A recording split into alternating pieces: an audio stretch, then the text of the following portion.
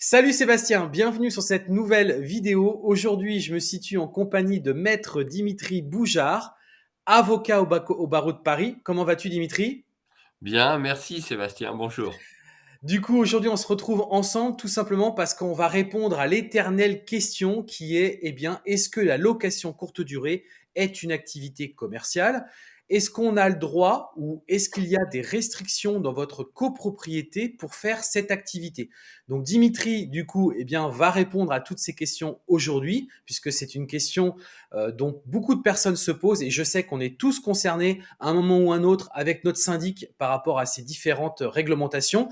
D'ailleurs, justement, on fera allusion à un règlement de copropriété où, voilà, le propriétaire a été embêté par par le syndic parce que justement, ils estiment qu'aujourd'hui c'est de l'activité commerciale et que donc, vu que le bâtiment est à destination exclusivement bourgeois, il ne peut pas y faire son activité commerciale, malgré que dedans était quand même stipulé qu'il pouvait faire et on pouvait faire une activité libérale. Donc, vous voyez, il y a quand même pas mal de notions ici qui sont présentes, mais je pense que rien ne vaut l'avis d'un avocat qui est quand même spécialisé dans le droit immobilier et qui du coup va pouvoir nous aider à trouver justement des éléments de réponse par rapport à ça. Alors moi Dimitri, je pense qu'on ne te présente plus aujourd'hui, je pense qu'on te connaît suffisamment, mais peut-être que tu veux rappeler très rapidement qui tu es. Oui, oui, oui, effectivement, pour les personnes qui ne me connaissent pas encore, je suis Dimitri Boujard, avocat au barreau de Paris, pardon, depuis 1995 et je suis moi-même investisseur immobilier depuis plus de 22 ans.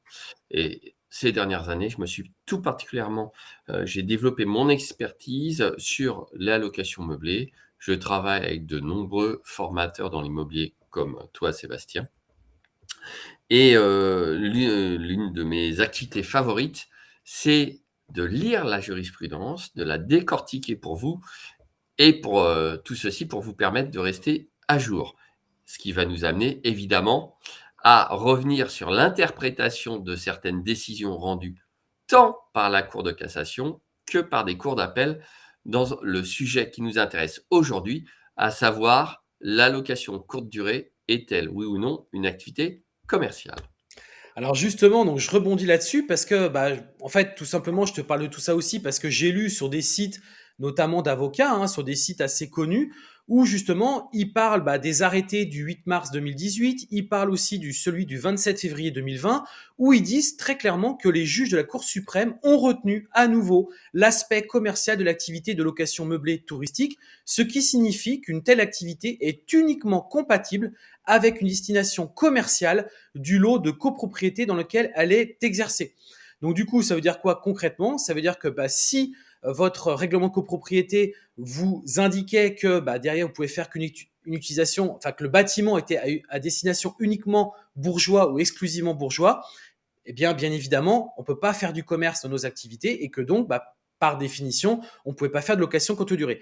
Alors, moi, c'est vrai que quand j'ai lu ça, forcément, je ne suis pas été voir là-dedans parce que je ne suis pas juriste et je ne suis pas avocat et puis ça me saoule un petit peu de décortiquer tout ça. Mais toi, justement, qui es spécialiste de ça, qu'est-ce que tu penses de ces différents arrêts qu'on nous met en avant et qu'on nous dit non, non, c'est forcément une activité commerciale? Qu'est-ce que tu réponds par rapport à ça? Et sur quoi tu Alors, t'appuies? il est dans l'ADN des avocats de ne pas être d'accord entre eux, puisque dans notre profession, par hypothèse, lorsqu'on plaide, par exemple, on est en désaccord avec son adversaire. Là, en l'occurrence, je ne suis pas d'accord avec l'interprétation qui est faite par la plupart des avocats de ces 2 arrêts de la Cour de cassation. Et ce, parce qu'il ne suffit pas de lire rapidement les arrêts de la Cour de cassation, il y a un contexte et en l'espèce, ce qui est d'ailleurs rappelé quand même sur certains sites, donc il y a au moins cet aspect-là, en l'espèce, ces arrêts de la Cour de cassation viennent surtout rappeler un principe extrêmement important, c'est qu'en réalité, l'appréciation de la nature commerciale ou non de l'activité ressort du pouvoir souverain d'appréciation des juges du fond. Alors Et justement, ça, justement, ça a été voilà, indiqué. C'est-à-dire que voilà. dans ce que tu me cites, on va pas citer de nom, c'est pas la peine, mais dans ce que tu me cites, le blog ou l'article rédigé par l'avocat est capable de dire à la fois: «La Cour de cassation confirme définitivement l'activité commerciale», Voilà. ce qui est faux en soi quand on lit les décisions, bien évidemment. Là, j'hésite pas à le dire, parce que c'est la réalité et rappelle néanmoins, tempère le propos en disant que la Cour de cassation dit que ça relève de l'appréciation souveraine des juges du fond. Voilà, c'est Alors, ça. je vais expliquer ça parce que, franchement, l'appréciation souveraine des juges du fond, je ne pense pas que ça parle à grand monde, Mmh, d'accord? À part aux juristes. mmh, Alors, revenons sur la première décision qui est citée, c'est l'arrêt de la Cour de cassation du 8 mars 2018. Alors déjà sur la forme, tant cet arrêt que l'arrêt du 27 février 2018 ont une importance toute relative. Pourquoi? Tu vas me dire: «Bah, c'est des décisions de la Cour de cassation quand même, mmh, mmh. Dimitri». Je suis sûr que tu pensais ça. Et donc, oui, ce sont des décisions de la Cour de cassation, mais déjà, ce sont des décisions inédites. Ça veut dire qu'elles n'ont pas fait l'objet d'une publication au bulletin des arrêts de la Cour de cassation. Ce qui veut dire qu'en soi, ce sont des arrêts eux-mêmes qui sont des arrêts d'espèce et non pas des arrêts de principe. Or, moi, je me souviens toujours de mes chères études que j'ai eu la chance de faire à la Sorbonne, Panthéon, Paris 1, Panthéon-Sorbonne, donc l'une des 2 meilleures facs de droit de France, hein, avec Assas, c'est clair. Et j'avais la chance d'avoir des professeurs qui nous ont expliqué ça extrêmement bien, y compris les règles d'interprétation des arrêts. Et donc déjà, l'importance de ces arrêts de la Cour de cassation est toute relative, puisque ce ne sont pas des décisions de principe et que ces décisions n'ont pas été publiées. Donc déjà, vous voyez, ça permet de relativiser la chose. D'accord. Deuxième précision extrêmement importante, c'est que dans les 2 cas, ce sont des décisions de rejet et non pas des décisions de cassation. Alors évidemment, là, on rentre un petit peu dans la technique, mais je me fais fort de vous expliquer ça plus clairement. Qu'est-ce qu'on entend par une décision de rejet ou qu'est-ce qu'on entend par une décision de cassation? Eh bien, c'est assez simple. Lorsqu'un litige naît, on le porte déjà devant le tribunal, Ouais. anciennement de grande instance, maintenant tribunal judiciaire, parce que je le rappelle, les gens qui nous gouvernent trouvent de bon ton de tout changer tout le temps. Donc le tribunal de grande instance n'avait plus l'heure de leur plaire, et du coup ils ont renommé ça en tribunal judiciaire, peu importe. Ça pourrait être aussi porté devant le tribunal de commerce, qui est le premier degré de juridiction. Ensuite, fatalement, et c'est le cas vraiment dans l'immense majorité des cas, du moins quand le litige a un petit peu d'importance, il y a une des 2 parties qui a perdu et qui est mécontente et elle porte le litige en cour d'appel. Et qu'est-ce qui se passe? Lorsqu'une des 2 parties est elle-même mécontente de la décision d'appel, elle peut aller au niveau de la cour de cassation. Attention, D'accord. la cour de cassation n'est pas à proprement parler un 3e degré de juridiction. Le seul rôle de la cour de cassation et non pas d'apprécier les faits de l'espèce, mais d'apprécier si les juges d'appel ont rendu une décision qui est conforme aux règles de droit. Ça veut dire que la Cour de cassation ne rejuge pas toute l'affaire. Elle D'accord. vérifie quelles règles ont été citées et appliquées par la Cour d'appel, et elle vérifie ça par rapport aux lois existantes pour dire si oui ou non les juges d'appel ont correctement interprété la loi. D'accord? D'accord. D'accord. Au Ouais. Donc, résultat des courses, quand les juges de la Cour de cassation disent: «Bah, oui, au regard des textes, ça a été correctement interprété», donc la Cour de cassation rejette le pourvoi. Par contre, là où ça a une importance supérieure, c'est quand il arrive qu'il y ait une mauvaise application, interprétation de la loi par la cour d'appel. Là, il y a un arrêt dit de cassation et ces arrêts-là ont une importance largement supérieure aux arrêts de rejet. Donc dans le cas qui nous occupe, les arrêts sont des arrêts de rejet où la Cour de cassation s'est contentée non pas de réexaminer les faits de Mais l'espèce, juste mais de valider ce qui avait été décidé. voilà, ils ont dit, la Cour d'appel a pu estimer souverainement, sans que nous ayons apporté une appréciation sur le fond de l'affaire, que c'était comme ça et en conséquence de ce qu'a apprécié la Cour d'appel, le droit a été correctement appliqué. Voilà, mais ce qui n'est pas du coup, on peut pas le généraliser. Ça reste spécifique à ce règlement de copropriété. Alors non seulement on ne peut pas le généraliser, mais du coup, à ton avis, Sébastien, que faut-il faire pour avoir une juste interprétation de ces arrêts de la Cour de cassation? U une juste Une petite interprétation? colle que je te fais. Une Que juste faudrait-il faire pour vraiment savoir, ce qui s'est passé dans ces affaires? Et que ah bah, moi je trouve il bien. faudrait reprendre le l'historique, à mon avis, je pense qu'il y a eu un dépôt de plainte peut-être d'un syndic ou autre. Il faudrait reprendre Alors c'est pas un l'historique. dépôt de plainte, c'est une assignation. Enfin, une assignation, ouais. Mais tu as raison, Sébastien. En fait, ce qu'il faut faire, c'est tout simplement aller lire les arrêts d'appel. Et moi, comme je suis abonné au bon service juridique D'accord. qui me permet d'accéder aux arrêts d'appel, mais ce n'est pas nouveau pour moi puisque ces décisions, je les connais. Régulièrement, j'y suis confronté dans le cadre des consultations qu'on me demande pour interpréter les règlements de copropriété, comme tu le sais. Donc régulièrement, je fais des consultations et régulièrement, j'ai des avocats en face de moi qui me disent c'est une activité commerciale, auquel je réponds non, non, les gars, ça ne marche pas comme ça, je ne suis pas d'accord. Et en général, ça règle le litige. Alors Donc, justement, sur quoi on peut s'appuyer aujourd'hui pour dire si c'est de l'habitation ou du commercial? Qu'est-ce qu'on peut utiliser comme argument? C'est quoi le on se repose sur quoi? c'est pas la question, Sébastien. D'accord. C'est pas une question d'habitation ou commercial. En réalité, on va revenir sur les deux décisions d'appel qui ont conduit aux deux décisions de la Cour de cassation. Alors, s'agissant de la décision de la Cour de cassation du 8 mars 2018, on va revenir à l'arrêt de la Cour d'appel de Versailles du 27 janvier 2014. Qu'est-ce qui a bien pu conduire la Cour de cassation à dire que, pardon, Pas de et souci. je cite la Cour de cassation, donc, ayant retenu qu'il résultait des stipulations du règlement de copropriété que l'immeuble était principalement à usage d'habitation, avec possibilité d'usage mixte comme professionnel habitation et à l'exclusion de toute activité commerciale, ce qui privilégiait son caractère résidentiel qui était confirmé dans sa durée et sa stabilité par l'obligation pour le copropriétaire d'aviser le syndic de l'existence d'un bail, etc., etc. Et que la Cour d'appel avait constaté que la société X avait installé dans les lieux des occupants, pour de très brèves périodes ou même de longs séjours, dans des hôtels studios meublés avec prestation de service. Donc là, on se dit, oh là, là, Ah, c'est pas d'accord. l'allocation de courte durée classique, là. Non, On tout à est fait.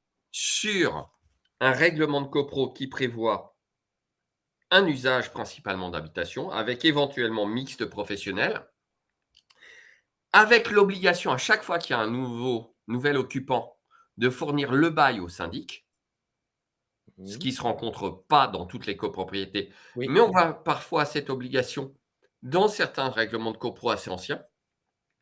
Et on constate que là, quand même, quand on lit juste ces quelques lignes, il semblerait que les personnes qui faisaient de la location courte durée aient fait ça dans des hôtels studios meublés avec prestation de service.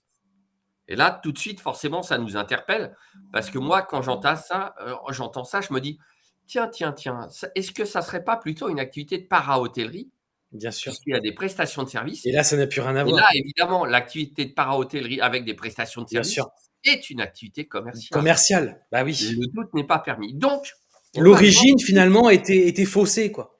l'origine était faussée, tu le dis fort bien. Et donc, on va aller voir un petit peu ce qui s'est passé dans cette affaire devant la cour d'appel de Versailles. Là, on constate quoi? Que une société, une SCI, avait acheté 4 appartements, avait réalisé en réalité, alors vous allez voir quand même, hein. Donc, ils avaient réalisé des travaux de division sauvage des appartements, d'accord? Mmh. Sans évidemment en aviser préalablement le syndic, ce qui était contraire aux dispositions du règlement de copropriété. Mmh. Ils avaient créé des sanitaires, en l'espèce des sanibroyeurs, en contravention avec le règlement sanitaire Oui, c'est de plus en départemental. plus interdit, hein, ça maintenant, ouais. Ouais. D'accord? OK. Transformation irrégulière de l'eau, de l'eau LOTS. Raccordement aux gaines et canalisations communes sans accord de la copropriété, Ouais. pour y exercer une activité commerciale non autorisée par la création de multiples entités en vue de l'exploitation dans les lieux d'une résidence hôtelière, dénaturant la destination d'habitation bourgeoise. D'accord? Donc en fait, dans cette affaire, ils ont acheté des appartes, ils n'ont rien demandé à personne, ils ont divisé sauvagement, ils se sont raccordés n'importe comment, ils ont mis des sanibroyeurs, ils ont exercé, les consorts auraient créé et installé dans l'immeuble une résidence hôtelière exploitant des hôtels studios à destination de touristes et d'étudiants qui ne sont pas des locataires mais des clients de service. D'accord? Il y avait tout un tas d'éléments qui permettaient de requalifier, en fait, Ouais, avec tout à prestation de fait. service, en quelque chose qui s'apparentait à de la location para-hôtelière, en Voilà, donc réalité. on est Si on dans un rajoute à tout contexte, ça les multiples bien infractions au sûr, règlement de bien sûr. copropriété, il est évident que ce qu'a fait la cour d'appel, c'est qu'elle a utilisé cet argument pour sabrer et pour dire: Bien sûr, «Vous faites n'importe quoi, bien c'est sûr, inacceptable, vous bien sûr, aviez violé le règlement de copro, vous avez violé le règlement sanitaire évidemment. départemental, vous avez fourni des services» et donc que fait la cour d'appel? A dit: «Bah, tout ça, tous les éléments réunis me conduisent, moi, à apprécier que c'est plus de la location courte durée classique, Bien mais que sûr. ça s'apparente à une activité commerciale de résidence de tourisme, voire de para-hôtellerie». Alors, parfois, les juges confondent un peu. De toute façon, la location courte durée et la para-hôtellerie. J'ai vu une cour d'appel qualifier, sans autre procès, si j'ose dire, une location courte durée classique en para-hôtellerie en Ah oui, méconnaissance totale des critères fiscaux. Mais bon, peu importe. Donc là, on s'aperçoit bien qu'en réalité, hors sujet.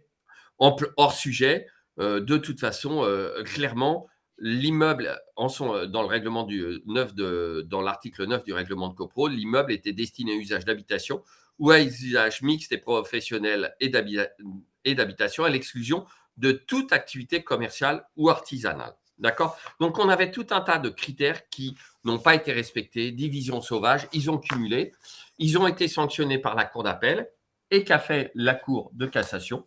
Elle Elle a a dit: validé. «Bah, écoutez les gars, hein, la Ah oui, cour d'appel a estimé que c'était des hôtels studios meublés avec prestation de services, voilà, je confirme. mais quand on lit cet arrêt de la cour de cassation, nulle part la cour de cassation ne dit que la location courte durée est une activité commerciale. Activité. Ce n'est indiqué nulle part dans le texte. Tout à Donc fait. on peut déjà évacuer l'arrêt du 8 mars 2018.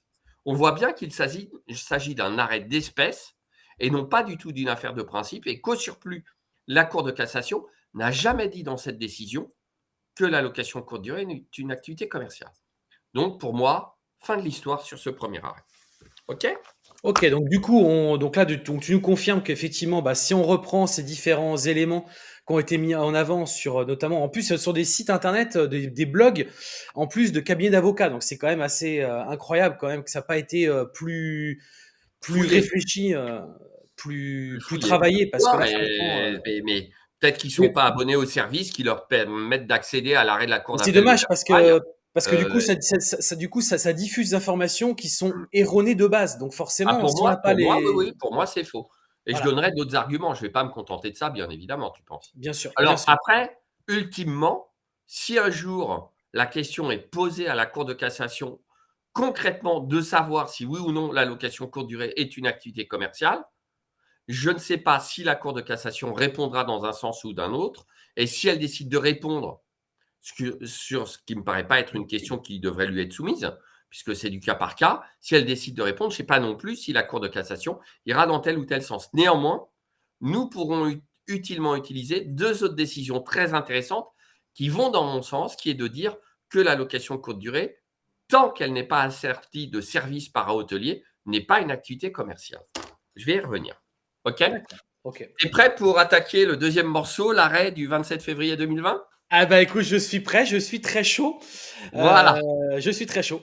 Voilà, parce que ça fait un moment, que je devais, mettre, sur nos chaînes respectives une vidéo là-dessus. J'avais déjà fait une vidéo d'1 minute il y a longtemps sur ma chaîne en disant pourquoi la LCD n'est pas une activité commerciale, mais là, il était temps un petit peu de mettre les points sur les i en fouillant un petit peu la jurisprudence. Alors, deuxième arrêt du 27 février 2020.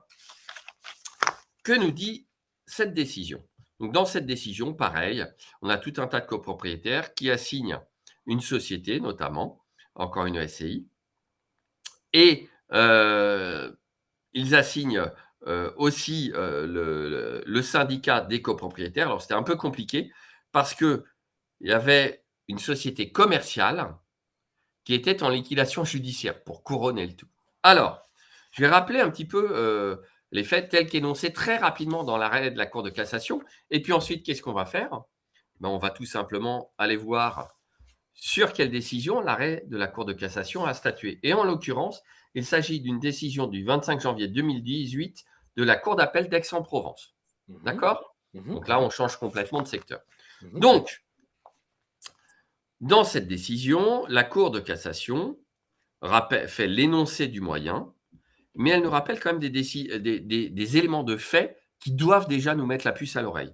Donc là, ça concerne une copropriété de 60 lots et la société qui faisait de la location courte durée était propriétaire de 39 lots de copropriété.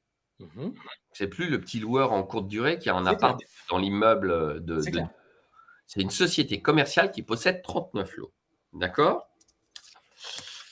Alors, donc, la société, mécontente qu'on lui dise qu'elle ne pouvait plus exercer son activité, se pourvoit en cassation. Donc là, c'est encore une fois le loueur qui se pourvoit en cassation, Ouais, développe divers moyens, mais je ne reviens pas dessus parce que ce qui nous intéresse, c'est plutôt le fond. Et donc la réponse aux moyens, c'est: ayant constaté que la société se livre à une activité commerciale de location à la journée ou à la semaine d'appartements et de studios, est retenu, et c'est là qu'on revient sur un point très important, est retenu, appréciant souverainement la destination de l'immeuble. Cette ouais. fois-ci, la Cour de cassation nous dit non plus que c'est une appréciation souveraine de l'ensemble des faits, mais c'est sous-entendu, mais que Mmh. plus précisément, les juges du fond apprécient souverainement la destination de l'immeuble. Donc, c'est eux qui vont dire ce qu'on peut faire ou pas en fonction de leur appréciation de la destination de l'immeuble. Donc, appréciant souverainement la destination de l'immeuble, que le règlement de copropriété de la résidence des Pins réservait les bâtiments à l'usage exclusif d'habitation Mmh. et que l'utilisation des locaux à titre professionnel était autorisée, sous réserve, réserve très importante, que l'activité professionnelle ait été exercée dès l'origine. Donc, c'est pas, j'arrive après coup et je fais une activité professionnelle. C'est que dès l'origine, il y avait l'activité professionnelle exercée dans l'immeuble, donc à D'accord, l'origine, dès la construction. OK? 1 réserve, dans des locaux annexes à ceux servant à l'habitation du propriétaire. d'accord, 2e restriction. Donc, on pouvait exercer une activité professionnelle à condition de l'avoir exercée dès la construction, tout à fait. et que ça soit dans des locaux annexes à ceux constituant l'habitation principale du copropriétaire. Ça, c'est ce qui devait être indiqué dans le règlement ou ce qui était indiqué dans le règlement? C'est Ou ce qui était indiqué dans le c'est ce qui a été règlement. indiqué, d'accord. D'accord? Ce qui excluait que les appartements soient utilisés au titre d'une activité commerciale. On va revenir Mmh. là-dessus, puisque c'est ce qui amène certains avocats à dire un peu hâtivement que la Cour de cassation confirme que c'est une activité commerciale. Mmh. Et on peut lire l'arrêt qu'en soit. Dans cette décision, la Cour de cassation ne dit pas non plus que l'activité de location en courte durée est une activité commerciale. D'accord? Donc, ce qui exclut que les appartements soient utilisés au titre d'une activité commerciale, la Cour d'appel a pu en déduire qu'il devait être faire interdiction à la société de louer ses lots privatifs ou de les faire occuper par sa clientèle, dès lors que celle-ci ne précise pas objectivement en quoi la mesure d'interdiction la priverait de la substance même de son droit de propriété. Donc évidemment, là, on se dit, oh là là, qu'est-ce qui a bien pu amener la Cour de cassation à confirmer la décision de la Cour d'appel d'Aix-en-Provence? Et vous allez voir que là encore, alors là, on a une décision de 11 pages de la Cour d'appel d'Aix-en-Provence. Donc, autant dire qu'ils ont quand même largement détaillé. Alors, parmi les éléments importants à retenir, ça fait un petit peu explication de texte, mais là, on est dans le droit et on ne peut pas se permettre d'être dans l'approximation. Bien sûr. Donc, la SAS, donc déjà société à forme commerciale, dont l'activité, l'acquisition, la rénovation, la gestion administrative et l'exploitation de tous immeubles à usage commercial, professionnel ou d'habitation, est propriétaire de divers lots dans l'ensemble immobilier, soit, etc. Donc, 28 appartements, 11 chambres de bonne ou studios, etc. Donc, 39 lots. Alors, on reprochait à cette société de se livrer à une activité commerciale de résidence hôtelière. Ah oui, D'accord. on tombe sur la résidence Bien sûr, hôtelière. bien sûr, bien sûr. Résidence hôtelière, bah oui, activité commerciale. Donc, en infraction avec le règlement de copropriété, mais évidemment, c'est pas tout. Et d'avoir entrepris divers travaux modifiant l'aspect des façades, remplacement de fenêtres et volets, installation de climatiseurs et ou affectant les parties communes. Donc, on retrouve des infractions caractérisées au règlement de copropriété. Encore une fois, des travaux réalisés en violation du règlement de copropriété. Évidemment, c'est pas tout. On va retrouver encore d'autres éléments. Donc, je vous passe tous les moyens qui ont été développés. À chaque fois, en Mais fait, c'est une succession quand même de choses qui ont amené à ça, c'est hein. C'est toujours pas une accumulation ouais, une accumulation. d'infractions qui amène les juges à sanctionner en réalité des abus Ouais. dans des affaires bien particulières. Alors, motif de la décision. Troisièmement, sur l'exercice d'une activité commerciale hôtelière et sa conformité au règlement de copropriété. Déjà, on se dit, OK, les juges ont décidé qu'il s'agissait d'une activité commerciale hôtelière. Alors, élément de fait, il résulte des divers constats d'huissier que la SAS, donc société commerciale, propriétaire de 39 appartements sur les 60 que comporte l'ensemble immobilier, blablabla, se livre à une activité commerciale de location à la journée ou à la semaine d'appartements équipés, literie, mobilier, cuisinière, four, lave-linge, Mmh. etc. Tout ce qu'on retrouve dans les locations meublées, Ouais. inscrits sur des plaques ou des affichettes apposées sur les portes. Ah ouais. Donc, ils ont mis la Bah oui. suite Bah Pavlov, oui, oui, je vois bien. Bon Plaisir, etc. Et 39 lots sur 60. Bah, autant Tu te dire que dis, tout bah l'immeuble ouais, quasiment c'est pas moi le est petit loueur qui a un bah oui, appart que, bah, que c'est je loue évident. dans une copro de 10 lots, encore une fois. Premier élément. Il est également établi que pour les besoins de son exploitation, la société a transformé un appartement situé en rez-de-jardin en bureau d'accueil. Donc, ils avaient carrément un bureau d'accueil au rez-de-chaussée pour dire: «Ah, Tu vous avez m'étonnes. réservé Ah la telle suite, vache! tel Ah, appartement. Regardez». Donc, prestation de service. bien sûr. C'est pas tout. Utiliser des femmes de ménage pour l'entretien des appartements et prospecter sa clientèle via son site internet ou des sites de location en ligne. Les parties communes étant présentées comme s'il s'agissait d'un hôtel. Ah! Donc, ils mettaient en avant le caractère hôtelier de leur Ah, c'est un truc de exploitation. fou. C'est Donc, énorme. évidemment, on ne peut pas venir dire je fais pas de l'hôtellerie, mais je dis que je fais de l'hôtellerie. C'est Non, mais c'est un complètement truc de fou. débile. Ils se sont appropriés l'immeuble, en fait, là, ils se le Ils sont, se sont accaparés, appropriés quoi. l'immeuble. En fait, ce qui s'est passé, c'est que dans l'esprit, et quand les juges sont allés loin, ils sont aperçus qu'ils mettaient en avant le caractère prestigieux de l'immeuble, puisque en fait, l'immeuble à l'hôtel, à l'époque, était un hôtel qui a été reconverti en habitation. Donc, ils se sont dit, D'accord. on va jouer sur le fait que c'était un ancien hôtel, qu'on réhabilite et qu'on fait des choses super dans cet ancien hôtel de prestige, etc. Sauf que malheureusement, l'immeuble avait été changé en immeuble d'habitation. Qui c'est qui a signé? Qui c'est qui a saisi le Plusieurs tribunal? autres copropriétaires D'accord. parmi ceux qui détenaient les lots non détenus par la société Bien sûr, commerciale. bien sûr, bien sûr. Donc, bon, là, la Ah, cour d'appel c'est reprend le fait. évident. Ils ont modifié la façade, ils ont agrandi les cours, installé des projecteurs à allumage Oh, automatique sur les façades sans oh, l'autorisation de l'assemblée des copropriétaires. Il était clairement, alors ça, c'est encore plus fort. L'ASS avait réalisé un petit chiffre d'affaires de 620 000 euros en 2014, ce qui est pas mal quand même pour une seule société. ouais, Et l'intention clairement affichée de son dirigeant dans les statuts de la société était de procéder à l'achat de l'intégralité des lots de la copropriété et une jadis. fois l'acquisition opérée, d'effectuer un changement Un de changement. destination de l'immeuble afin de rendre celui-ci à sa fonction première, celle d'un hôtel de prestige. Voilà, Le voilà, gars, il disait clairement: «Moi, je veux faire de l'hôtellerie». voilà, Que croyez-vous qu'il s'est passé? Bah, les juges d'appel ont pris tout ça, ont dit: «Bah, les gars, vous vouliez faire non? de l'hôtellerie, vous Oui, avez fait de l'hôtellerie et l'hôtellerie, c'est une activité commerciale et c'est pas compatible avec le règlement de bien copro sûr. qui réservait les bâtiments à l'usage exclusif d'habitation ou à l'usage de locaux commerciaux, à condition que l'activité professionnelle ait été exercée dès l'origine et dans des locaux annexes à ceux servant à l'habitation du propriétaire. Ce qui était totalement impossible à remplir comme condition pour cette société, que Bien ce n'était sûr, pas un propriétaire bien avec des sûr. locaux connexes à son habitation.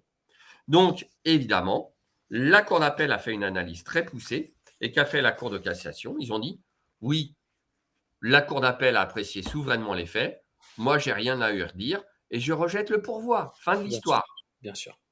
Est-ce que tu vois mieux maintenant pourquoi, dans ces deux affaires, la Cour de cassation a effectivement confirmé les analyses qui ont requalifié ces affaires quand même tout à fait hors du commun, hein. Bien sûr. Division sauvage, travaux sans accord de copro, violation du règlement sanitaire départemental, mépris de la copropriété, infraction flagrante avec prestation de service, etc., etc.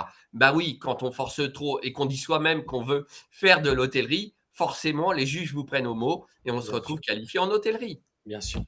Alors du coup, on est d'accord aujourd'hui que, finalement, il y a rien qui permet, par exemple, un loueur meublé classique, qui fait de la courte durée comme moi, qui a son petit appartement dans une copro, il y a rien aujourd'hui qui permet de dire que c'est une activité commerciale. On est d'accord avec ça?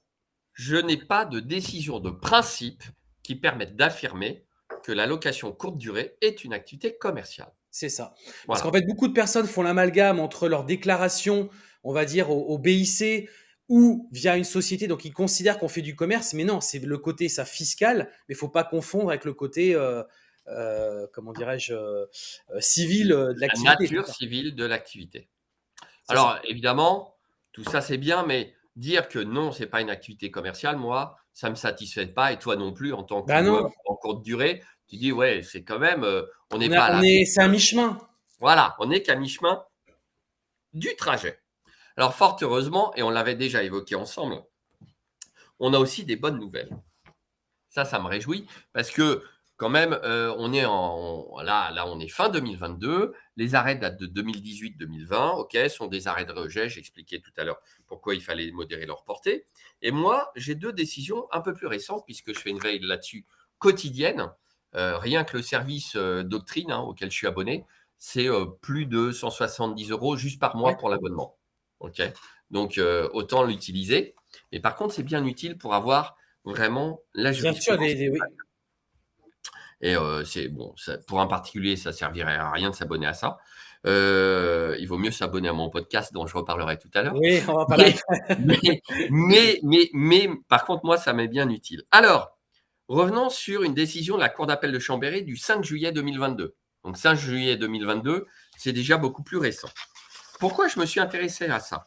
Parce que dans cette affaire, nous avons encore une fois un litige entre une copropriétaire ou un copropriétaire qui demande à une autre copropriétaire ou une SCI d'arrêter d'exercer la location de courte durée. Alors là, en plus, c'est un petit peu plus topique, si j'ose dire, parce qu'il s'agit de la location en courte durée de locaux situés dans une station de sport d'hiver. Alors là, Mhm. vraiment un des territoires de la location courte durée Bien par sûr, de excellence. place, ouais, ouais, OK? ouais.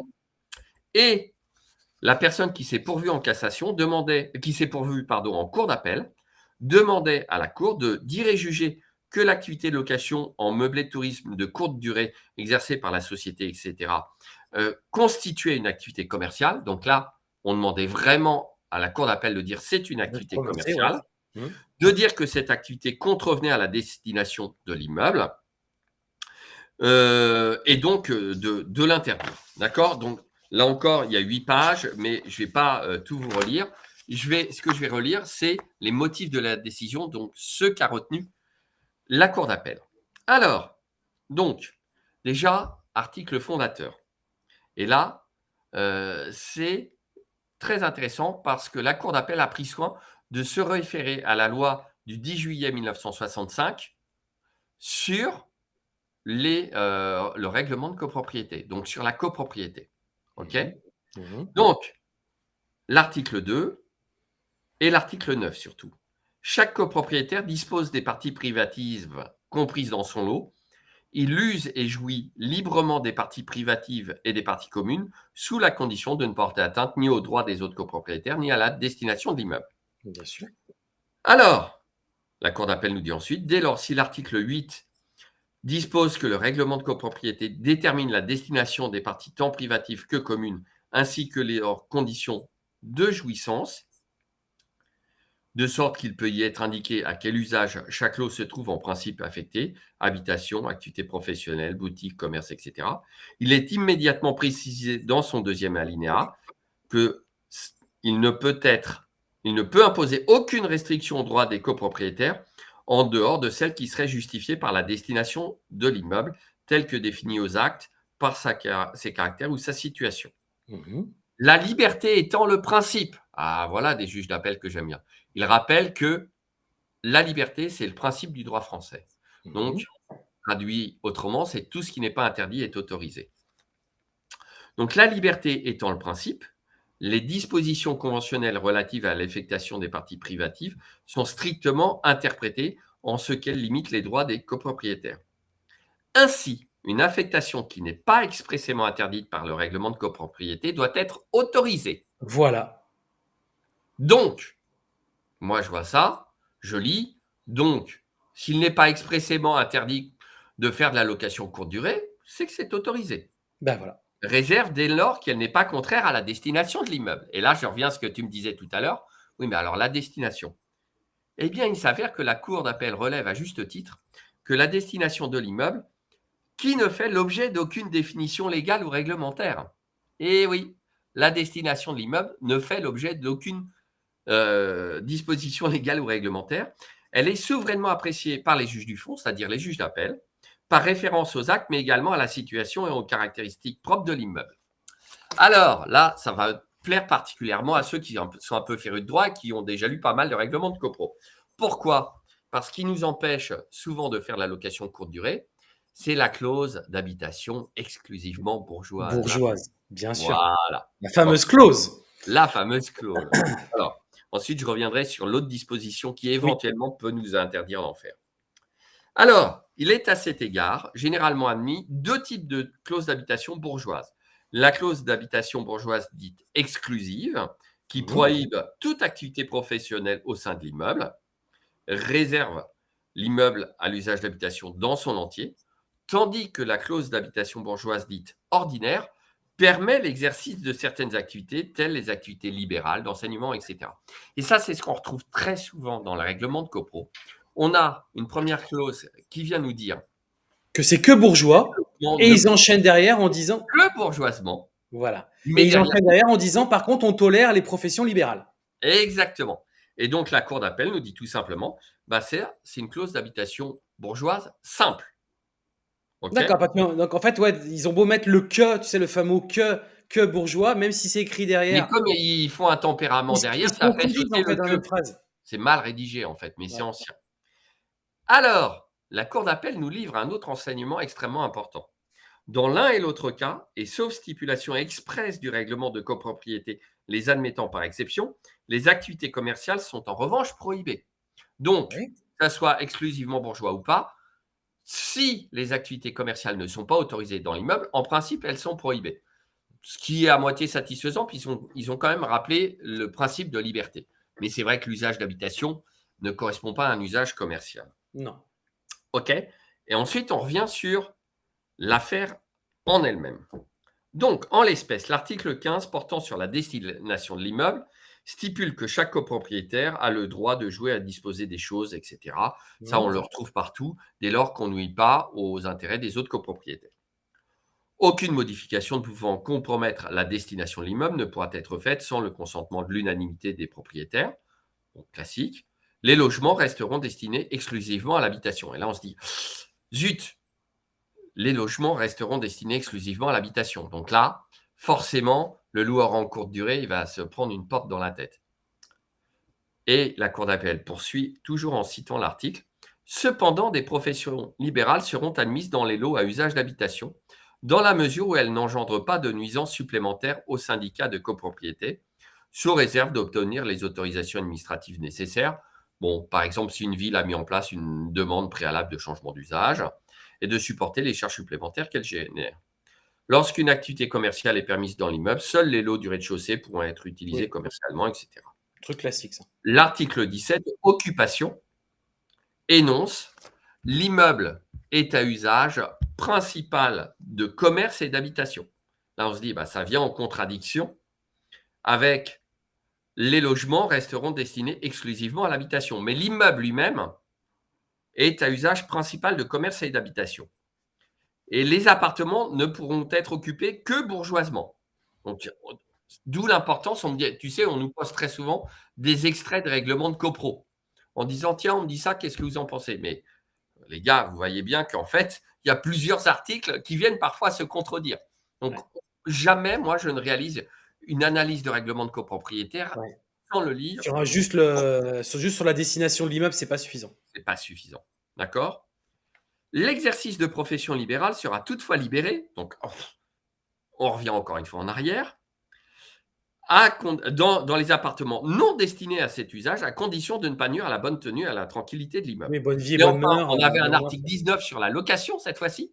Donc on a un article sur la destination de l'immeuble, un article sur l'occupation, un article sur la location, pas simple, précise que les copropriétaires peuvent louer leurs appartements comme bon leur semblera, à condition que les locataires soient de bonne vie et mœurs. Ça, on le retrouve Voilà, dans ça c'est le truc souvent. classique. Alors, on regarde tout ça. Bah, la cour d'appel dit: il résulte de ces éléments que la clause d'habitation bourgeoise n'est pas exclusive. Ça, c'est plus douteux puisque les professions libérales sont tolérées. Donc, la Cour nous dit ensuite, c'est par une motivation pertinente que la Cour adopte expressément que le premier juge a retenu que si la société machin fournit un service de réception de la clientèle, la livraison du petit déjeuner s'effectue à la demande des locataires. Quant au nettoyage automatique des appartements, il n'est pas mentionné dans les documents produits par la demanderesse, ni la fourniture automatique de linge de maison, de sorte que la SCI Blondin ne démontre pas que la société Ski Chalet cumulerait 3 des 4 critères prévus par Pour la l'article para-hôtellerie, tout à fait. 261D du Code général des impôts, le fameux article sur la para-hôtellerie. Voilà, on arrive toujours au même, en Là, fait. on retombe sur nos pieds, on se dit: «Ah Tout bah, à fait. ah non, vous cumulez pas, Ah donc non? elle Donc, ne démontre pas qu'elle exercerait une activité de loueur en meublé professionnel». voilà. Donc là, ils sont un petit peu emmêlés, puisqu'ils ont dit: «C'est pas de la para-hôtellerie, donc c'est pas une activité de loueur en meublé professionnel». Alors que l'activité de loueur en meublé professionnel, c'est encore d'autres critères. Mais au-delà de ça, il résulte de ces éléments que si la location de meublé est gérée par la société, et cetera, et que c'est exerce pour des locations de courte durée, la fourniture de services annexes sont optionnels et ne permettent pas d'apparenter cette exploitation à une activité commerciale. Yes. Ah et donc Donc tu vois, là, les juges du fond disent clairement, ça ne réunit pas les critères, ce n'est donc pas une activité l'activité commerciale. commerciale. Bam, Merci. Bam. terminé, au Et ça, revoir. c'est 2022. Donc là, on a Alors quand même évidemment, un ouais, on c'est a quand pas même un arrêt de la un Cour de cassation, mais comme je l'ai dit tout à l'heure, les arrêts de la Cour de cassation n'ont pas tranché et on dit clairement, c'est de l'appréciation des juges souverains du fond. Donc en réalité, ça vient nous dire quoi? Et là, je rejoins ce qui a été marqué dans le blog qu'on mentionnait rapidement tout à l'heure sans le citer. c'est spécifique à chaque règlement. Ils disent en réalité, ensuite, après avoir annoncé un principe qui est faux, c'est que la Cour de cassation dit que c'est définitivement une activité commerciale, c'est faux. Par contre, ils disent à juste titre que en réalité, la Cour de cassation dit que ça ressort à chaque fois du cas par cas et de l'appréciation des juges du fond. Et là, Voilà, on a eu une décision qui est extrêmement intéressante pour nous, puisqu'on retrouve très souvent ce genre de cas, à savoir une interdiction de bien sûr. principe de faire autre chose que de l'habitation, mais la tolérance de profession libérale. Et je ne Voilà. reviens pas sur le fameux arrêt de 2011 en la matière, dans laquelle on avait fait sauter une disposition du règlement de copropriété qui était venue interdire la location courte durée, alors que les professions libérales étaient autorisées. Était autorisé. Tout à fait. Ouais, ouais, j'ai Et bien la cour connaissance. d'a attends, c'est pas fini. La cour d'appel Ah de ouais, Chambéry va encore plus loin. Quand bien même l'activité commerciale serait caractérisée, ce qui n'était pas le cas, ouais, encore faut-il démontrer les troubles de voisinage susceptibles d'être causés par cette activité. Donc pour la cour d'appel de Chambéry, il ne suffirait pas de démontrer que c'est commercial, il faudrait en plus démontrer qu'il y a des troubles du voisinage. Ce n'est pas le cas en l'espèce. Cette activité doit donc être considérée comme effectuée dans le cadre de la location meublée de tourisme selon la définition qui en est donnée par le Code de tourisme et n'étant accompagnée d'aucune prestation de service, elle ne revêt pas le caractère d'un service para-hôtelier. Merci, au circulez. revoir. Voilà, donc Je ça crois que c'est là, fait franchement, aussi. là, franchement, je crois qu'on a une vidéo en or, vraiment, parce que franchement, tout est dit ici, quoi. Tout est dit. Non, mais on fait les choses bien.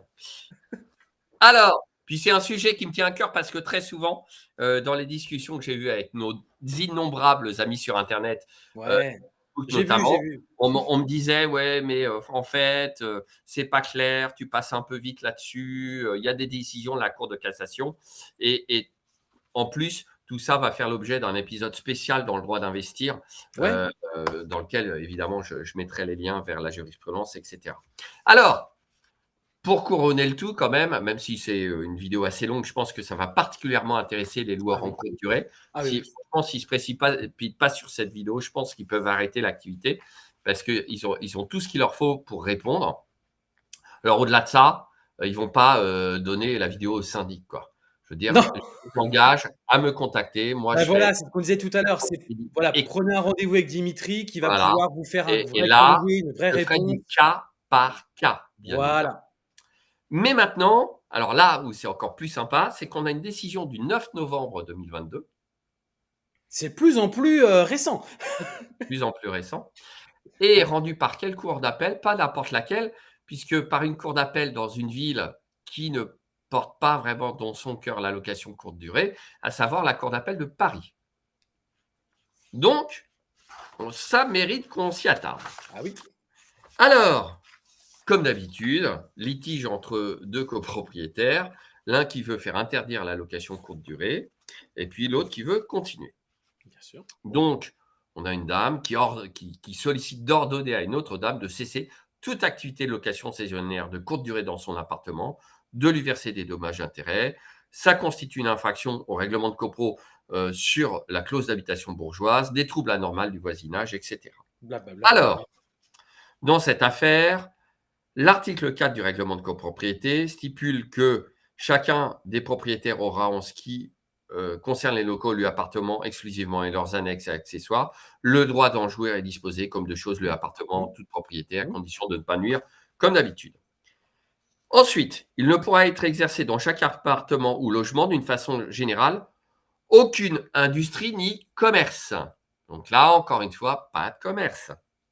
Seront considérés comme des habitants bourgeois les hommes de lettres, docteurs en médecine, chirurgiens, dentistes, avocats. Je suis content de savoir que je suis un habitant bourgeois, architectes, ingénieurs, etc. et autres professions tranquilles ne nécessitant pas pour leur exercice un nombre personnel. En revanche, pas de cours de chant, pas de cours de musique, tant pis pour eux. Il ne pourra être procédé à aucune vente publique, etc., etc. Et là, qu'est-ce qui s'est passé? La requérante, qui demandait l'arrêt de l'activité, produisait un procès-verbal de constat d'huissier relatif à la mise en location du studio sur le site Airbnb et ses commentaires de 7 locataires entre octobre et décembre 2014 et décembre 2016. Bon. Mmh. Celle qui se défendait reconnaissait des réservations occasionnelles du studio. OK. Bon, alors c'était, tu vois, on n'est plus dans le 39 appart avec des divisions Oui, sauvages. on est vraiment sur un propriétaire, Voilà. qui exploite son logement. Que dit la cour d'appel? Eh bien, la cour d'appel dit d'abord que celle qui demande l'arrêt de l'activité ne produit aucune pièce justifiant que le studio ait été occupé par des personnes qui ne seraient pas de bonne vie et de bonne mœurs. Donc déjà, c'est pas une Mmh. contradiction puisqu'elle, c'est pas parce que ce sont des loueurs en courte durée, des occupants en courte durée qui Que sont pas. ce sont des gens, pas sympathiques. La cour d'appel de Paris, et ça nous intéresse particulièrement, dit ensuite: «D'autre part, il n'y a aucune clause du règlement de copropriété qui indique expressément l'interdiction des locations de courte durée de type Airbnb». Ah là, Ça fait on plaisir. prend la droite au cœur. Parce que Ça la fait cour plaisir. d'appel le dit: «Attention, moi je relève aucune clause qui interdit expressément la location courte durée». Et ensuite, l'article 4, troisièmement du règlement de copropriété, n'est pas une clause d'habitation bourgeoise exclusive, puisqu'elle permet l'exercice d'activités professionnelles libérales. Donc là encore, maintenant on sait comment interpréter une clause d'occupation bourgeoise. Elle est simple ou exclusive. Elle va être exclusive si elle ne permet qu'une occupation bourgeoise, à l'exclusion de toute autre Bah oui, occupation ça paraît professionnelle, logique. libérale, commerciale. Bourgeois exclusif, c'est bourgeois exclusif, c'est-à-dire que c'est que Voilà. bourgeois, point Et barre. Il y donc a par contre, pas si les professions libérales sont tolérées, ce bah, n'est ça plus une bah, clause bien sûr, d'occupation exclusivement bourgeoise. Oui, c'est mais c'est ça logique. ça nous paraît évident, Ouais. c'est quand même encore mieux quand ce sont les juges qui le Ah oui, quand rappellent. c'est oui, je D'accord? Parce confirme. que le syndic, il est quand même prompt à te dire: «Non, non, c'est commercial, Ah oui, bah, le regardez, j'ai syndic, vu, il a enfin, sur un bloc que c'est que commercial, merci, au revoir». OK. Non, c'est les ça. syndics ne sont pas des juristes, hein. D'accord? Non, puis Donc généralement, ce qu'il faut retenir quand même de ça aussi, et après je vais te laisser finir, c'est que, ouais, ouais, je t'en prie. bah, ils ont tendance à mettre une grosse pression sur les propriétaires en tout de suite en disant: «Voilà, de toute façon, on a des avocats, des juristes et cetera et vous, petits propriétaires, vous êtes un peu, affolés et généralement, vous laissez tomber», alors que pas du tout. Vous voyez, là, Ils vous typiquement, disent: sur un «Vous allez truc, perdre». voilà, Ils en sont gros, vous flancs, allez hein, perdre, ils sont rien, mais non, mon avocat qui a dit que vous perdriez, donc vous allez perdre. voilà. Il y a rien de plus faux. Donc faut surtout pas vous laisser faire et prendre un Voilà, avocat, constituer du ne meeting. paniquez pas, Voilà. faut pas se laisser faire. Après, je te raconterai une petite anecdote qui est encore différente. Donc, parce qu'il faut tout le temps se méfier, mine de rien. Et puis la requérante ne justifiait pas que ces locations occasionnelles Airbnb constituaient une industrie ou un commerce. OK? Et enfin, la requérante ne démontrait pas non plus les troubles anormaux de voisinage et le non-respect de l'article 9 de la loi de 1965. Au vu de tous ces éléments d'espèce, merci, au revoir. La locataire, la propriétaire qui faisait de la location courte durée a donc pu continuer sans que son activité ne soit déclarée illégale. OK? Alors, tout ça Bon, est fort bien, ça va plutôt dans le bon sens. Mais Mais, au-delà de ça mais au-delà de je ça, sens on va qu'il y a le mais. encore ouais, voilà, il y a toujours un petit mais. On va encore revenir sur 2 décisions. Alors très rapidement, moi je suis désolé, mais je trouve que les avocats invoquent pas assez cet argument, je le vois jamais. Il faut quand même rappeler qu'en février 2018, le Conseil constitutionnel, qui n'est pas une autorité judiciaire, mais qui est, l'autorité la plus haute en matière de juridiction, donc c'est pas judiciaire. Là, c'est le Conseil constitutionnel qui veille à la conformité des lois par rapport à la Constitution. Pour faire très simple, hein, on ne va pas rentrer dans des discussions de purs juristes, mais à rappeler en substance, s'agissant de location meublée, puisque ça concernait le statut loueur meublé non professionnel ou loueur meublé professionnel, que les activités de location immobilière en France ne sont pas des activités commerciales au sens de l'article L110 du Code de commerce. Donc, il Mmh. n'a pas statué par rapport au droit fiscal, il a statué par rapport au droit commercial. Et comme c'était en matière de location meublée, on peut tout naturellement déduire que le Conseil constitutionnel a rappelé quelque chose qui est reconnu par la jurisprudence depuis très longtemps, à savoir que l'activité de loueur meublé n'est pas une activité commerciale, mais une activité civile, et ce même si fiscalement, la réglementation fiscale décide que c'est une activité fiscalement commerciale. Ouais. D'accord? Donc ça, c'est quand même très important. Le Conseil constitutionnel nous dit clairement l'activité de loueur meublé n'est pas une activité Mmh. commerciale au sens de l'article L110. Si ce n'est pas une activité commerciale, c'est une activité civile. Et donc, ça rejoint parfaitement ce que je m'échine à dire depuis des années. L'allocation courte durée meublée n'est qu'une déclinaison de l'allocation meublée. Et tant qu'on n'y adjoint pas des prestations de services, elle ne tombe pas dans l'activité D'accord. commerciale, qui est OK. caractérisée Ouais, par la para-hôtellerie bien sûr. et également l'application de la TVA. Il ne faut pas Ouais, l'oublier. ouais. OK? Donc, on a quand même cette décision extrêmement importante. Et plus récemment, le Conseil d'État, alors là, c'est vrai que moi, je me sers aussi de ça, mais c'est purement en matière fiscale. Dans une décision importante du 19 avril 2022, donc encore une décision récente, on était sur quelque chose de très spécifique, à savoir une possibilité d'être exempté de certains impôts dans des conditions particulières, à condition qu'un investissement présente un caractère économique, etc. Et là, le réinvestissement, c'était justement dans une activité de loueur meublé. Alors, Mmh. on ne peut pas généraliser absolument cet arrêt, il faut quand même être de bonne foi. C'est un arrêt spécifique sur un point de droit fiscal spécifique. Il n'en reste pas moins que le juge de l'impôt a retenu, alors même qu'il dit par ailleurs que l'activité de loueur meublé ressort des bénéfices industriels et commerciaux, Mmh. eh bien, il a retenu que pour l'application des dispositions de l'article 150-0B du Code général des impôts, donc vraiment une opération bien particulière, une activité de loueur en meublé ne peut être regardée comme un investissement à caractère économique D'accord. que si cette activité de location est effectuée par le propriétaire, dans des conditions le conduisant à fournir une prestation d'hébergement, ou si elle implique pour lui, alors qu'il en assure directement la gestion, la mise en œuvre d'importants moyens matériels et humains.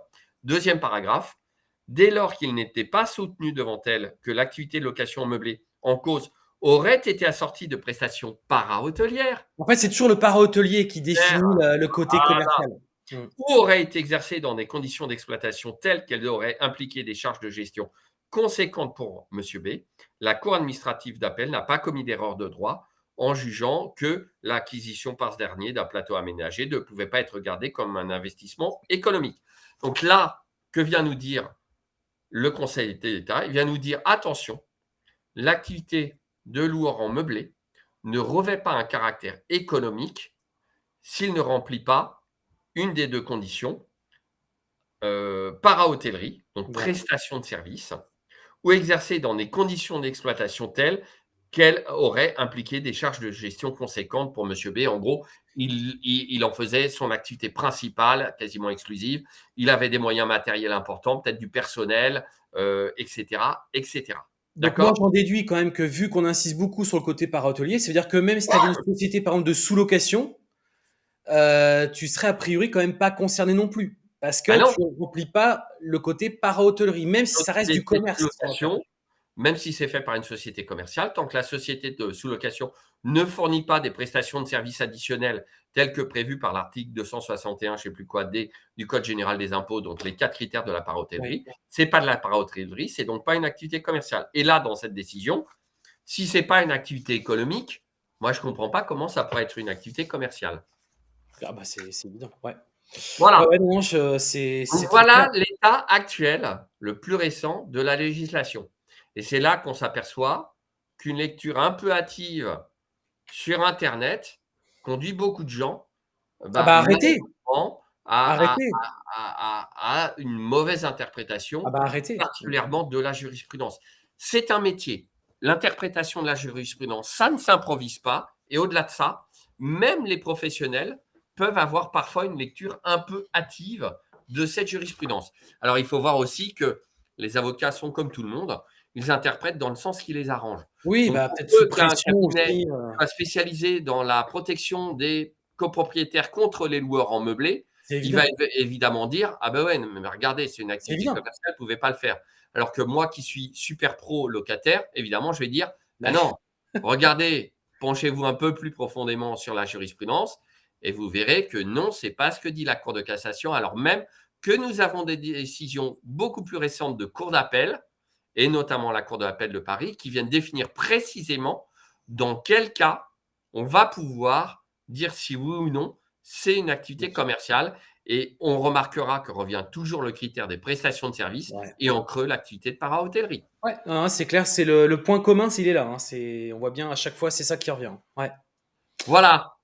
Bon, eh bah, c'est très clair, hein, pour moi. Je pense que là, on a les réponses à toutes nos questions et je pense que ça va bien nous aider, aussi bien pour ceux qui font de l'investissement IMO que pour ceux qui font de la sous-location. Franchement, ça devrait bien, bien vous aider. Bah, merci beaucoup, Dimitri. Alors, comment on peut te retrouver et comment on peut profiter de tes conseils justement au quotidien, puisque bah, c'est vrai que c'est ta spécialité, le droit immobilier. Donc, comment on peut te retrouver aujourd'hui? Alors, déjà, je vais effectivement répondre à cette question tout de suite, mais avant ça, j'attire aussi votre attention que cette vidéo, eh bien, elle est peut-être amenée à évoluer parce que je vous ai Oui, cité les dates successives de la jurisprudence, mais la jurisprudence, c'est tous les jours. Moi, je reçois des alertes quand c'est même, vrai. quasi quotidiennes des services d'alerte auxquels je suis abonné et donc si ça se trouve, Demain? Oui, dans 15 jours, je vais revenir vous dire: «Ah, on a une nouvelle décision de bien telle sûr. cour d'appel ou on a une décision de la Cour de cassation», Qui parce que vient par contredire? exemple, qui vient contredire ce que je vous ai dit précédemment. Donc vous devez rester à l'affût tout le temps et pour rester à l'affût tout le temps, il y a pas 36 possibilités. Ah, Il c'est faut bien vous introduit, je abonner trouve. au droit d'investir. Donc moi, je produis un podcast, Le teasing, il est pas mal. exactement, le droit d'investir. Donc vous aurez remarqué le petit clin d'œil, hein, pour un avocat, le droit d'investir. Donc vous aurez le droit d'investir et c'est un podcast, alors normalement hebdomadaire, mais j'ai tendance à plutôt faire un épisode tous les 7 à 10 jours. Donc, c'est un fichier audio qui va faire un focus sur un point spécial pour investisseurs. Ensuite, ça dure 15-20 minutes, hein, le fichier. Ensuite, vous avez les deux, trois actualités de la semaine. Donc là, c'est la veille juridique et réglementaire et fiscale. Vous avez mon coup de gueule de la semaine parce que j'aime bien toujours un peu égratigner au passage les trucs qui me paraissent aberrants. Donc, on avait eu notamment, je le cite pour mémoire, c'était quand même assez drôle. Le gars qui avait trouvé le moyen parce qu'il bénéficiait d'un forfait de charge incluant son électricité de recharger sa Tesla toutes les nuits sur le dos du propriétaire de l'appart qui avait eu l'idée un peu dommage d'inclure l'électricité dans son forfait de charge. Mal joué. Donc ça, c'était un moment, hein, le coup de gueule de la semaine. Et c'est couplé à une plateforme de contenu additionnel, LDI, donc le droit d'investir, où là, vous aurez des vidéos augmentées juridiquement, un groupe Facebook qui va me permettre de mettre d'autres contenus encore différents, les résumés écrits des audios, des podcasts, toutes les archives, également des nouveaux services qui vont arriver que je tais encore un ou 2 mois, mais ça commence à arriver. Et puis un coaching commun de 2 heures par mois en live avec moi. Donc tous les abonnés au podcast, ils peuvent se connecter le jour-dit parce qu'ils vont recevoir un lien, enfin ils reçoivent déjà un lien par mail et le jour-dit, ils se connectent en Zoom avec moi. Pendant 2 heures, ils peuvent me poser leurs questions, sachant que mon tarif horaire est de 420 € TTC. D'accord? Et en plus, parce que je soigne évidemment mes abonnés bénéficient de 10% de remise sur mes prestations d'avocat. C'est-à-dire que s'ils ont une société à constituer, une consultation juridique, une analyse de règlement de copro, un contrat acheté, s'ils sont abonnés au droit d'investir, ils bénéficient de 10% de remise sur ma prestation d'avocat. Et évidemment, tu vas me dire combien ça coûte tout Ah oui, ça? ça coûte combien tout ça? Parce que là, on est sur Une plusieurs somme centaines absolument d'euros. faramineuse, cassez vos tirelires, 47 € TTC par mois, Waouh! sans engagement de durée, que vous pourrez bien sûr déduire si vous le souscrivez par votre société de sous-location ou de conciergerie, ou en tant que loueur meublé, Ouais, vous pourrez déduire ça de vos Inch'Allah. revenus locatifs. Mmh, Donc Inch'Allah. franchement, et alors vous avez 2 possibilités, vous prenez, l'abonnement d'1 an si vous voulez encore bénéficier d'une réduction, vous vous abonnez 1 mois et puis ça se poursuit jusqu'à ce que vous résiliez si vous estimez que le service ne vous correspond plus. Vous avez tout vendu, vous voulez arrêter l'immobilier, ça serait dommage. Mais moi plus que jamais, je vais, évidemment réinvestir dans l'immobilier en 2023. D'ailleurs, ça sera l'occasion pour nous, à mon avis, on devrait faire une vidéo, nos visions respectives du marché immobilier 2023. Ouais, tout à fait. Bah, moi aussi, j'investis. Je viens de signer un compromis il y a encore, 15 jours de ça, Ouais, donc ouais, je te 2023, suis, c'est je te sûr que je suis, continue, hein. je te suis. C'est sûr que je Voilà. continue. Voilà, Bon, et pour me retrouver autrement, bah, un petit Google, Dimitri Boujard avocat. Vous avez mon site cabinet-boujard.com. Vous avez mon groupe Facebook Jurissimo Invest. Pour ceux il est qui partout le préfèrent les Dimitri, il est vidéos, vous partout. avez l'avocat investisseur. Vous me retrouverez dans les excellentes formations de Sébastien. Ouais, oui. Ah, donc, évidemment, prenez les packs gold avec création de société. Heu, donc, non, non, mais je le dis encore une fois, j'aime bien toujours être clair et honnête. Moi, j'aime beaucoup travailler avec toi, Sébastien. C'est pas pour te faire ta pub, mais clairement, tu es parmi les formateurs qui soient les plus engagés, puisque quand même, faire un live tous les samedis pour répondre aux questions, j'en connais pas beaucoup qui font ça. Donc, je te dis bravo. Et puis, du coup, moi, les clients que j'ai avec toi, bah, ils sont super contents. Donc, vous pouvez me retrouver donc aussi avec Sébastien. Et puis, enfin, même sur Instagram, l'avocat investisseur. Je compte sur vous pour vous abonner. On a dépassé les 11 000 abonnés sur Insta. Donc, on doit pouvoir faire beaucoup mieux. Bon, bah, c'est bien tout ça, c'est bien Dimitri. Bah, Voilà, moi, donc vous le si vous ne savez, trouvez hein, pas, c'est que vous êtes vraiment, de mauvaise foi quand même. bon, bah, moi, vous savez comment me retrouver, hein, sur ma chaîne YouTube, tapez Mort Sébastien et vous me retrouvez, Excellente bien chaîne évidemment. YouTube qui déborde ressources pour les loueurs en courte durée. Vous vous demandez si c'est fait pour vous, allez voir la chaîne de Sébastien. Vous avez énormément de contenu déjà Ouais, ouais, ouais, gratuit j'essaie avant vraiment de de me passer, barder en contenu, ouais. à l'acte. Ouais, Mmh. clairement. Bon, bah, c'est cool. Merci beaucoup Dimitri pour cette intervention. Bah, moi, je vais vous souhaiter, bah, à toutes et à tous, une bonne fin de journée après cette vidéo. Vous manquerez pas, bien évidemment, de laisser le pouce bleu vers le haut, vous abonner aussi à cette chaîne YouTube. Si vous l'avez pas encore fait, vous découvrirez un bouton s'abonner. On active les clochettes et comme ça, on reçoit des vidéos toutes les semaines où, eh bien, je vous parle effectivement d'immobilier, d'investissement dans l'immobilier, comme vous le savez. Et je dis Sur ce, bah, pareil pour moi, puis voilà. là, je te reprends mot pour mot puisque je vais la diffuser aussi sur ma chaîne. Vous Voilà. vous abonnez, vous lâchez le pouce, vous activez la clochette et Voilà, la totale. la totale tant qu'à Vous faire. découvrez les liens dans la partie description. Merci, merci de me le rappeler. Tu vois, je suis pas encore aussi madré que toi sur ce genre de détails. Voilà, exactement, j'aurais pas mieux dit. Et moi, ce que je vous propose, c'est qu'on se retrouve, bah, dans une prochaine vidéo, bien évidemment. Et bah, je vais vous souhaiter une excellente journée. Merci Dimitri. Avec plaisir, Sébastien. C'était un plaisir de partager tout ça avec toi, avec tous ceux qui vont nous regarder. Et Yes. puis, voilà, encore une fois, mon petit conseil, ne vous précipitez pas Ouais. pour lire un vague blog, périmé, un article qui date d'il y a 2 ou 3 ans. Ça change quasiment toutes les semaines et puis le droit, ça s'improvise pas. Moi, j'ai modestement un bac +6 parce que j'ai été obligé de faire 6 ans d'études pour devenir avocat. C'était pas forcément que ça m'amuse, même si j'ai bien aimé le droit, il faut le Mmh. dire. J'ai Non, eu de la on chance. sent que ça te plaît quand même, hein. Ouais, ouais, ouais, ça m'a On toujours sent que plu. ça te plaît, tu es Une passionné, hein. vocation. Exactement. Ça me plaît d'autant plus que je suis en prise avec les gens. C'est-à-dire que j'ai le sentiment qu'on les aide vraiment Ouais, ouais, ouais, ouais. dans leur vie d'investisseur. Tu vois? C'est pas, la discussion super théorique sur le sexe des anges par rapport à la loi de 1935, qui avec le décret du on est en prise concrète sur les préoccupations des investisseurs. Donc heu, donc voilà, ne le conseil, c'est d'être prudent. Ne vous improvisez pas juriste. Bien sûr. Consultez des professionnels et évidemment, idéalement, pour aller au-delà, consultez des professionnels qui soient particulièrement experts dans ces domaines.